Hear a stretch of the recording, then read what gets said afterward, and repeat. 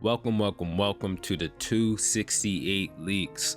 The homie got a message for you guys, so I'm gonna play that, then get straight into the leaks. No intro today since I value the time of both you and I. Real quick, with Jujutsu Kaisen ending soon, we're trying to hit 10,000 members and make the biggest anime Discord server. Discord.gg/the collaboration. The link is at the top of the description. Join it now! Alright, let's give thanks to Ricardo for that message, and let's get into the chapter. The chapter begins with Sukuna and Megumi speaking within his soul, and it looked exactly like the beginning of chapter 266, but replaced Yuji with Sukuna instead. He says, "How dare you try to live on? You let your body be taken by me, you've taken the life of your own sister, you even rejected a hand that was offered to you." Sukuna goes on to say, "Give up, you can no longer live a proper life, so just stay quiet and let me handle the rest." So yeah, right here we have something kind of reminiscent of another manga. If you've read it, I don't want to spoil anything, but when this manga ended recently, a couple of years ago, this was happening too. Megumi then speaks back to the embers of Sukuna. He says, "Why are you so desperate? There is still the one Sukuna's finger left. If the way of becoming a cursed object is predetermined, then if you're peeled off by Itadori, you will die here." I don't know what Miyamura is trying to communicate or who's translating, but if I had to guess, this is basically saying there's one finger left, and if Yuji decides to eradicate it, you're gone. Then again, you can't get rid of the finger, so maybe Yuji will eat that last finger, then be gone, if you know what I'm getting at. We'll just have to see. Megumi also says that resonance isn't all that good for you either. If your 19 fingers disappear, the last finger will not be able to connect to your soul from the effects. I'm relieved to know that even you are afraid of dying. So yeah, it seems like Sukuna's not gonna go out as this stoic person that we all have known him as. I'm very happy that Sukuna is scared of dying. I did want to see him go out similar to Mahito. Megumi then begins this speech saying that I never intended to live a proper life from the start. It's a given, but there's so many people other than yourself in the world, so I think I'll try to live for someone else just one more time. As Yuji's domain crumbles, we see that Sukuna's reincarnation is finally done on Megumi's body. Megumi comes flying out of this punch, and he's just in Sukuna's dress, but himself, and he looks pretty cool in it. Sukuna then screams in agony as he's just peeled off from Sukuna's body, and he begins to just burn alive. But yeah, it doesn't seem like we're getting that moment from the other series. Sukuna is actually done. Sukuna turns into this plankton-like thing of himself, just this one-eyed mouth blob on the floor, and he's looking up as Yuji just looks down on him. And Yuji says, "So what will you do?" And we see a flashback panel of when Yuji was like, "Release Fushiguro, return to my body, and I'll spare your life." He's basically saying are you going to come back to my body? And Sukuna just doesn't.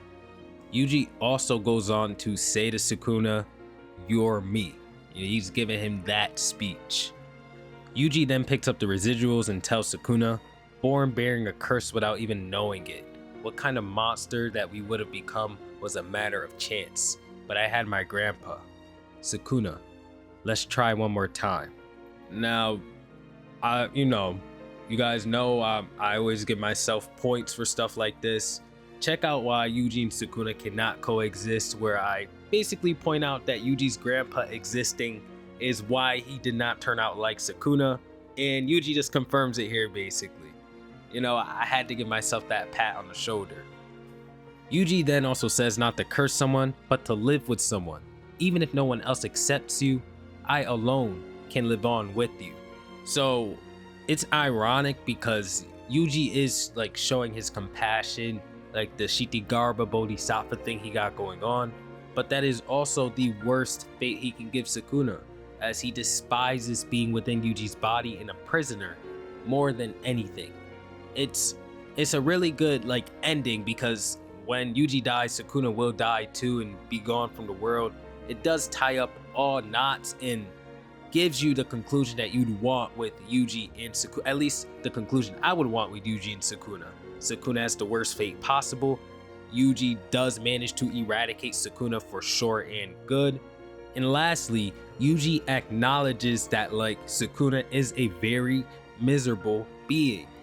There's no character in the story that just points this out, and Yuji finally has. I've been waiting for something like this for a long time.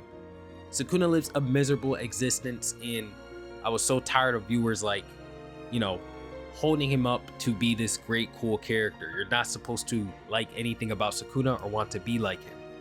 Sukuna goes on to be enraged at Yuji's words, saying that I'll commend you for playing the fool to this extent, Yuji Itadori, but do not underestimate me. I am still a curse. And the scene then shifts. Uraume realizes that Sukuna has lost, and Hakari asks what she's going to do now. She basically says that it's the end and there is no meaning to anything anymore.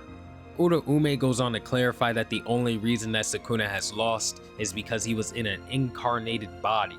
You were all just lucky. You were saved by being born 1,000 years too late. Glazing until the very end, but she's obviously not wrong. Like, they would have gotten wiped if Yuji did not have the soul punch thing going on. Guys, say thank you to Yuki Tsukumo, the most wasted character in the series, for giving us a chance at beating Sukuna. Hakari goes on to say, I was just lucky, huh? That's the highest praise I could receive. And Uraume's body slowly crumbles as they say, indeed. Uraume is confirmed to be a girl in this chapter at some point. I don't know when, but I'm just saying it now because this is when it's actually relevant. Obviously, this was handled horribly, but Hakari and Uraume were just not suitable for the plot. I mean, Sukuna was never going to be able to kill Hakari, getting weaker throughout the 40 chapters, and Uraume being there would have just ended the raid in less than a chapter. I mean, what else could you do with the two? If I were Gege, I honestly would have had Kashima wipe Hakari off the map when they met, and then have Kashima wipe Uraume before fighting Sukuna. But what can we do? So the scene shifts again. Megumi finally wakes up after, all that's happened, and he asks, what are you two doing? He looks at Yuji Nobara trying to surprise him. Nobara was sitting in the same box that Yuji was when he surprised them after pretending to be gone for as long as he was. She was trying to do the same thing to Megumi that I guess she did to Yuji a couple chapters ago. Just cute, fun little scenes we're getting here. And yeah, the Sukuna raid is actually over. I cannot believe it. My initial raw thoughts of it overall was that it was amazing. Things could have been done better, but in life, things can always be better. I'm definitely going to appreciate this 40 chapter run that was just insane. I don't think I've seen anything like this, even in Naruto. Like in Naruto, there was like a big, 100 chapter fight, but they were swapping opponents. This was one guy, and he wasn't getting regenerations. He wasn't getting like these new forms. Nah, it was just him running the gauntlet. Him. no chakra from above the skies, no heavenly. Sukuna really did something crazy and different and great, and it was nice to see. But yeah, I'll probably go in more during my review. But yeah, we're finally in the closing arc of the series. We're finally done with this. Again, if you've been following my channel, I've only done this arc. I literally started YouTube when the Sukuna raid started, and I was covering it weekly, so this is just a lot for me to process. But let me shut up, let's continue. So after Yuji Nobara, like the surprise that, they basically explained what they were trying to do, Megumi's like, my fault for waking up early. I probably should have pretended to be asleep. And Nobara's like, the class is Madonna. Like, everybody thought she was gone, but she turned out to be alive. Shouldn't you two be so surprised that you wet yourselves or cry out of joy that I'm still here? Like, I'm here, guys, celebrate. And they just don't care that much. I mean, they obviously do, but you know what I mean. Yuji says that he cried a little when the resonance was hit and he found out that Nobara was alive. And Megumi just says, I wasn't surprised because I was inside of Sukuna. I saw what was happening. Like, you could at least pretend, bro. So Yuji takes out letters that were handwritten by Gojo for the trio. And Yuji says that Shoko gave them to him. Megumi says this is a letter. Like, he's looking at it, and Nobara says, I feel you. This is totally not like him.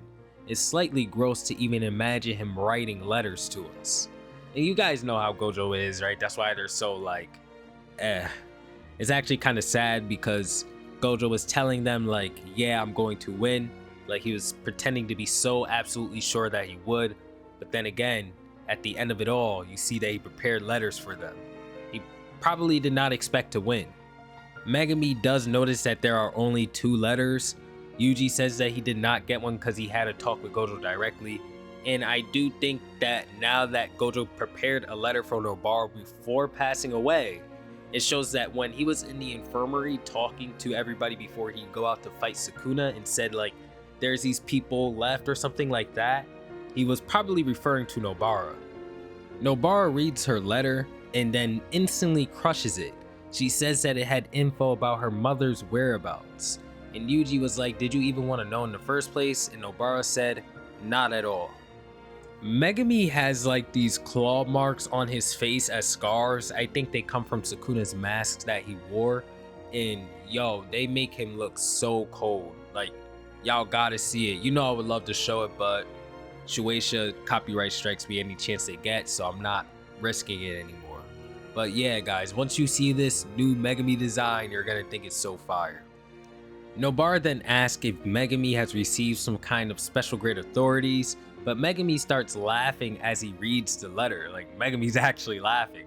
And Yuji and Nobara get curious seeing Megumi laughing and read his letter, but they're actually left flabbergasted. They're like, they can't believe what they're reading, and they're probably more confused because Megumi is laughing at what they're reading. And what does this letter say from Gojo? Well, like Nobara, it speaks of his parent. And he says, your father is not around anymore because I mollywopped him and took his life. Sorry. And it just shows like a laughing Gojo. And this has Megumi died. Now, probably wondering why we didn't see Yuji, right? Like why Gege said Yuji spoke to Gojo in order to avoid the question about his parents. I'm guessing that we're never going to get the information on this. Chapter 265 makes it quite obvious that things like that do not matter. It don't, at least in the context of JJK. And if you think that's going to make the story worse, like everything in a story needs to be answered, then you got to go look up Storytelling 101 and take the complaining and crying somewhere else, because that's not valid complaints. Authors should keep things hidden, especially if they're not relevant. So after this, Nobara says that they have to meet up with Maki and everybody else. Maki is alive. I guess she survived that full power dismantle from Sukuna and got up out of there with Todo and, you know, the whole boogie woogie thing. She tells Megumi to attend. Yuji says that he has to apologize and thank everyone for helping. Megumi is confused, so Yuji tells him that it's about Yuta. Yuji says that he has to save Yuta's life, and we see Maki, Panda, Inumaki, Kusakabe is alive in here, Miwa, and Momo. Someone screams about Yuta, they call him a B-word, and Megumi asks if this is what saving Yuta should sound like. And it just concludes. Overall, I think the chapter was great. I saw how these themes in the story would wrap up from a mile away, so I'm not like, you know, whining about it. It was quite obvious from a long time ago. With that said, I'll have more better thoughts. It's like one where I'm at, so I'm tired. I'll explain it better in the review. But yeah, thank you guys for watching, and I'll catch you on the next one. Peace out.